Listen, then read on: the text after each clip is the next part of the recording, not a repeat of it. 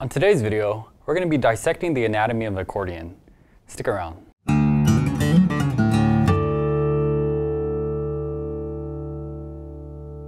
Hi everyone, this is Aaron from Alamo Music. Visit us online at alamomusic.com. And on today's video, we're actually going to be dissecting some of these 3-row diatonic accordions. So a lot of people always ask me, like, how does an accordion really work? It's really an odd instrument when you think about it. It's just this box that has these bellows and air goes in and out and it makes sound. So today we're going to be pulling some of these apart, look at the inside and see what's really going on. So the way I like to always, introduce this instrument to anyone who has never seen it or heard of it or has never really, understands, how it works is that it's essentially a big harmonica. On the inside you have these reed blocks that, similar to a harmonica, has air passed to and from, each reed, and it creates that sound. Similar to a harmonica where you push and draw air with your mouth. Well, the bellows on accordions, not just diatonic accordions, but all accordions, essentially mimics that same type of behavior. So today, for our usage, we're going to be taking a look at this Honor Mark III, and then also this Panther, Honor Panther. So this right here is going to be relevant to any 3-row diatonic accordion. Also same way with the 2 rows or 1-row diatonic accordion. Very similar anatomy, and we're going to discuss where the differences are between those 1-2 rows versus the 3 rows, even some of the 4-row diatonic accordions. But let's just kind of start diving into it. So right on the outside, there's a bunch of different parts of the accordion, right? So the way you can think about it is it's a machine, and each part of it has its own thing that it does, right?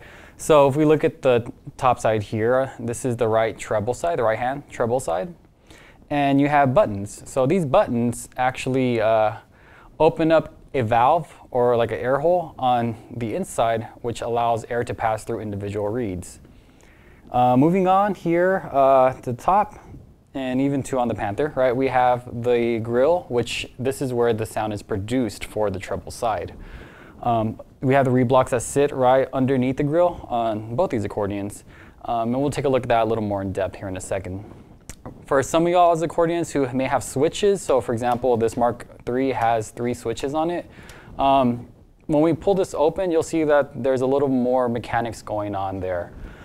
For those who just have, a Panther, a Corona, even some of the extremes, you're going to see that we don't have that on this accordion, those added mechanics, but we're definitely going to be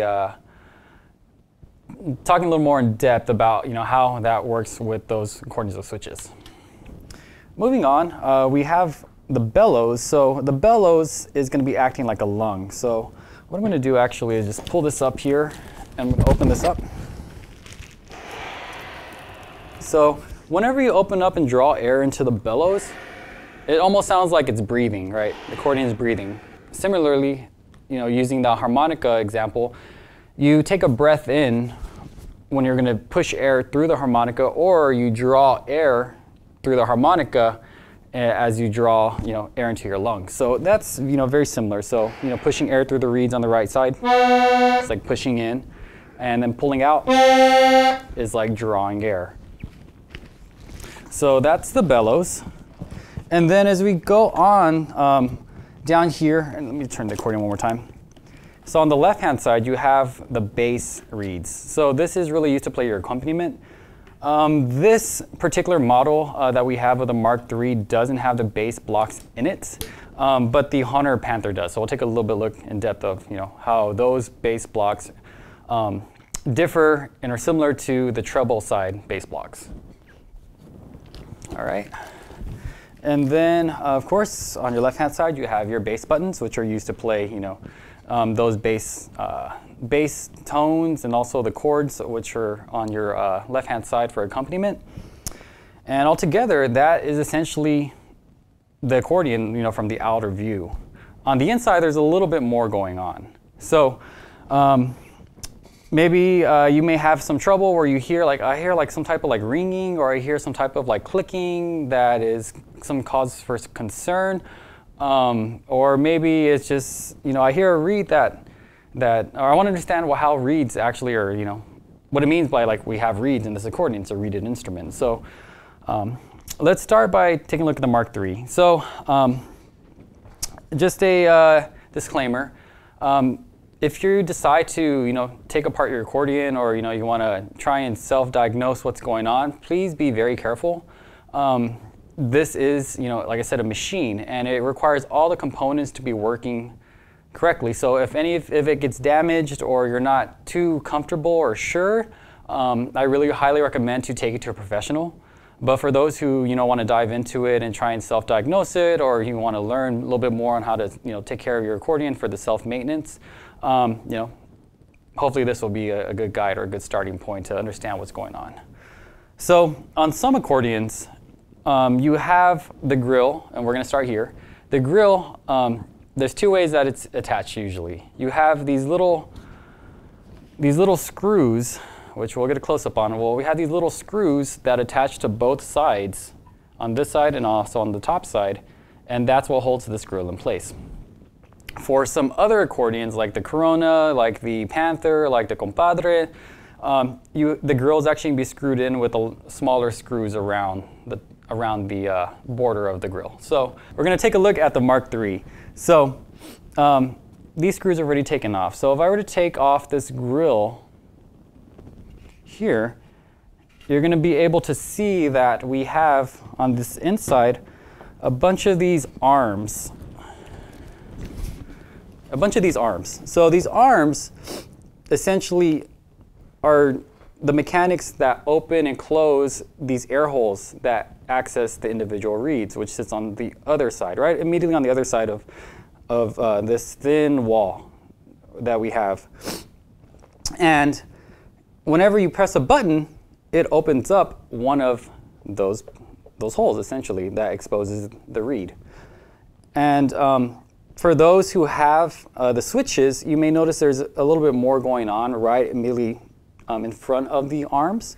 So if you have the arms here and you're hitting the switches, it's essentially acting as a stop. So if you, for example, play organ, or you are familiar with like other types of instruments that use air, for example, like a harmonium, or for example, some other types of accordions that have the stops, essentially this is acting in that same manner.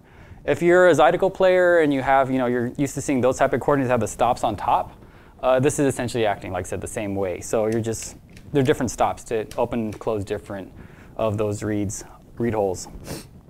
So, hitting one of these, it's definitely going to be a lot going on. So as soon as you hit one of these buttons, you'll see that there's a corresponding arm. So those are the arms. Sometimes you may hear a rattling, or sometimes you may hear like, hey, let me see if I can close this.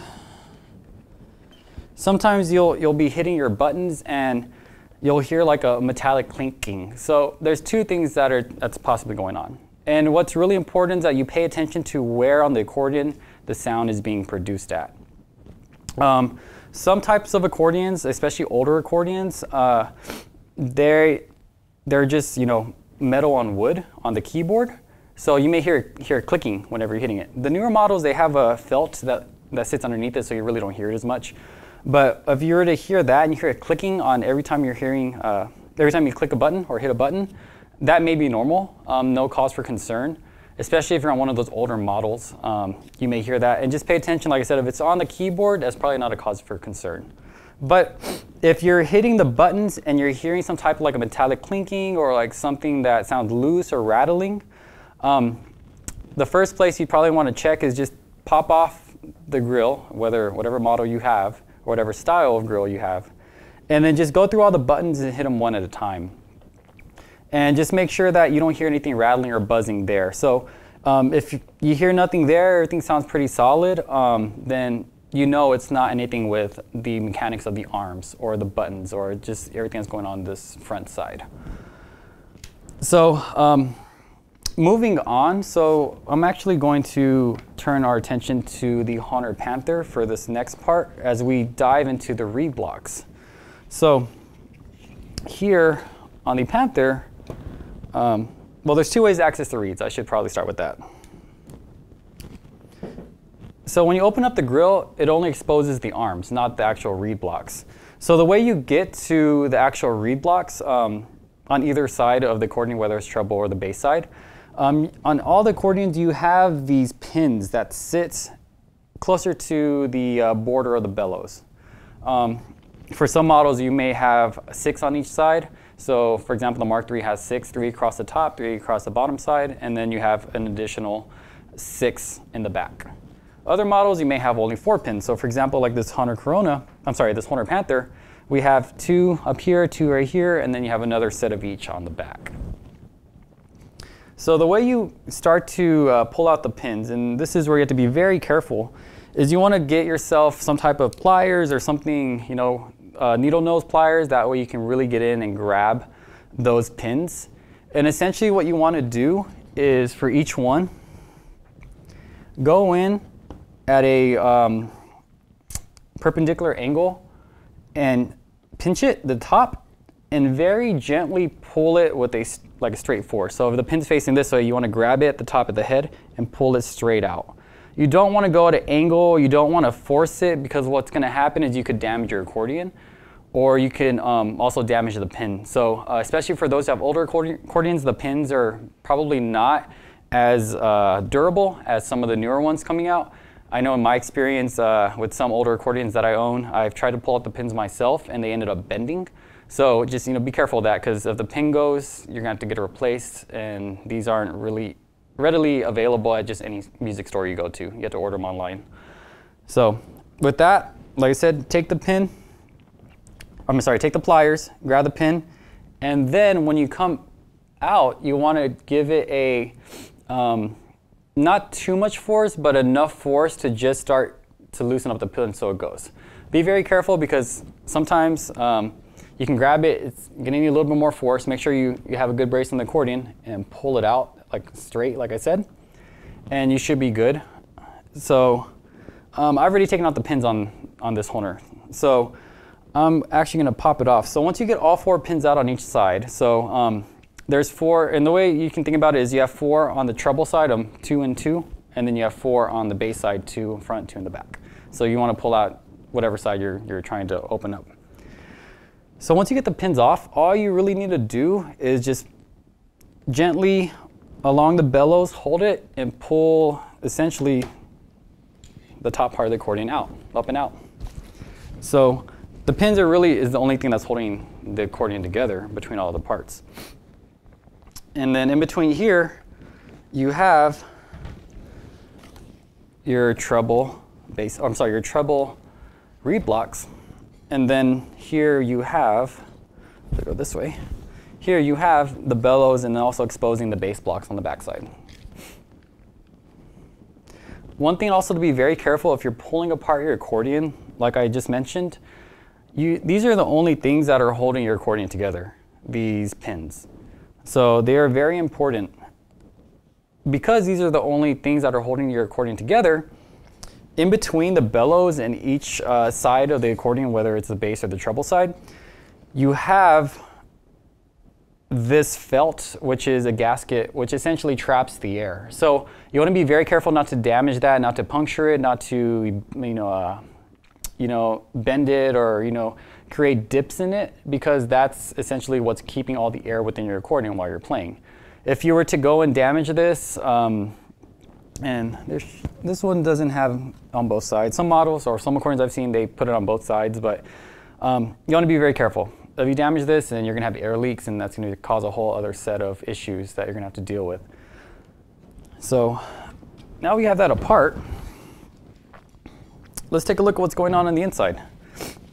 So on your 2-voiced accordions, 3-row diatonics, 2-voice, 3-row. So that's your Panther, that's your Compadre, that's your, what else? Your Coronas, your Corona 2 specifically.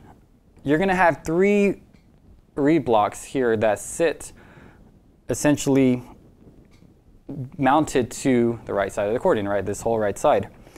And whenever we look at the arms, right? So whenever you hit a button, earlier we said that it opens up this air hole. Well, these are the corresponding reeds that sit at every hole. So if I were to hit on the right side, for example, one button, it would open up that air hole, or open the arm up, and then on this side, the air would pass through the reed whether you're pushing or pulling. And it corresponds essentially 1 or 2 reeds per button is a good way to think about it.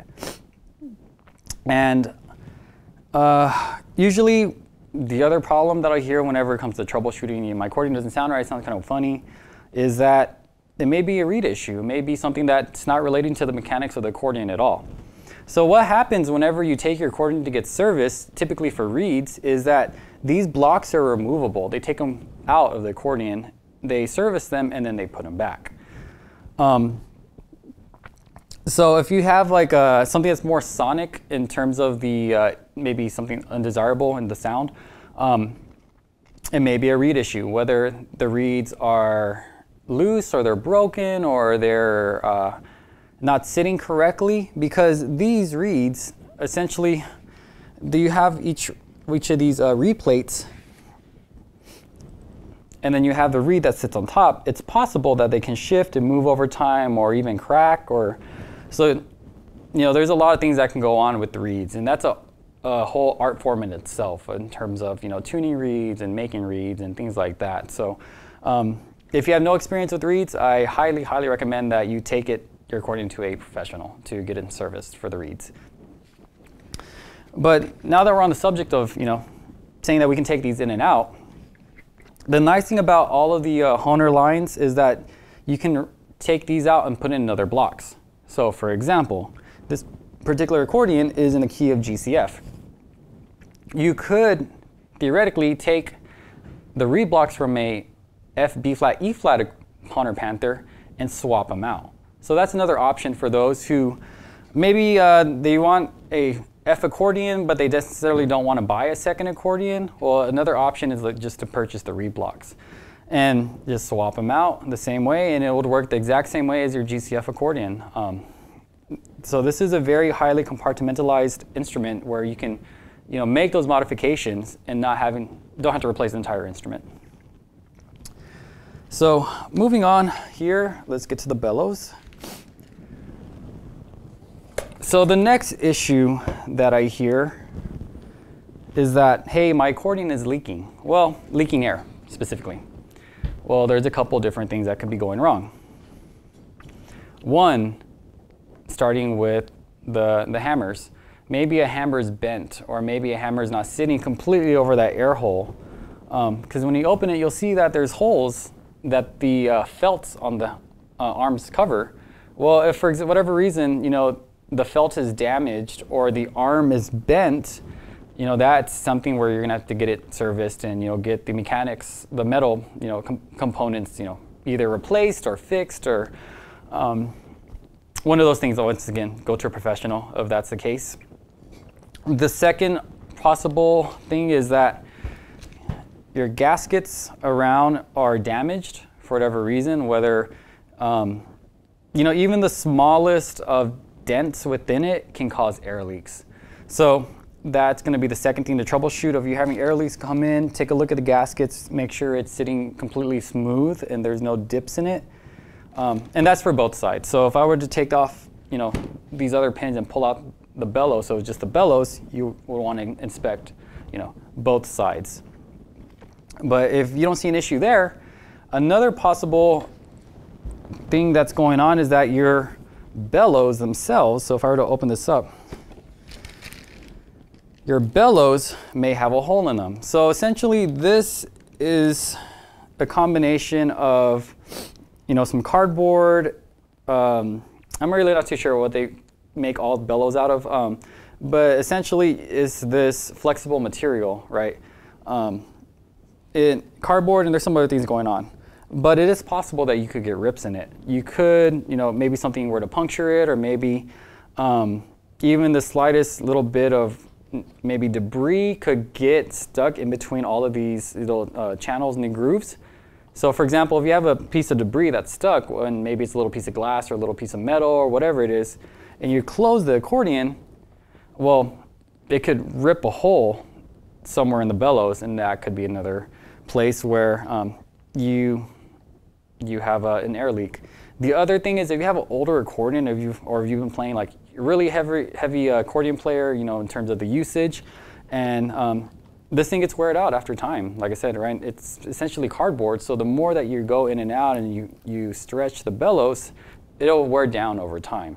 So the fix for that, if you just need to get bellows replaced, and any accordion technician can help you with that, determine that, is that they would just essentially take off the pins on the bass side on both sides and then swap it for a new bellow. Easy fix there. And let's see. So here, moving on, we have a good shot here now of the bass reeds, or the bass blocks. So on most of your accordions, you're gonna have essentially a block, or on a diatonic accordion specifically, you're gonna have two blocks on your two voice diatonic. And the thing about the treble side versus the bass side is that for every row you have on the treble side, for example, every row I have a single line of corresponding notes, right? On the bass side, it's a little bit different because you're playing these bass chord pairs per button. So typically the way it's lined up is, you'll see, when you look at the bass blocks, you'll see a smaller reed block, usually it's on top, and then a bigger reed block.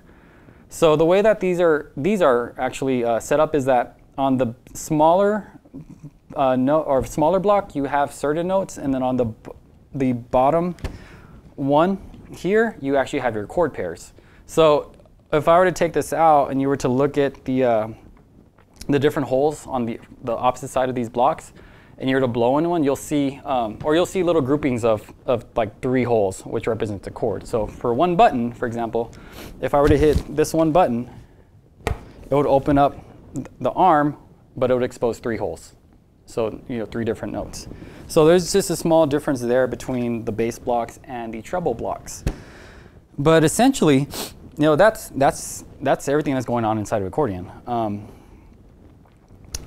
Like I said, there's a lot of things that could go wrong. So if you're looking to troubleshoot, or you're hearing something that's going on, it's a little bit weird, you're hearing a rattling, there's a lot of metal going on in here. There's a lot of screws, there's a lot of different pieces that could fail, essentially. So highly encourage you, to have a little bit of knowledge about what's going on the inside of your accordion, even if you're not the one who's going to repair it, or not the one who's going to be doing that work yourself. At least you'll be able to take it to someone and easily say, hey, I think this is what's going on.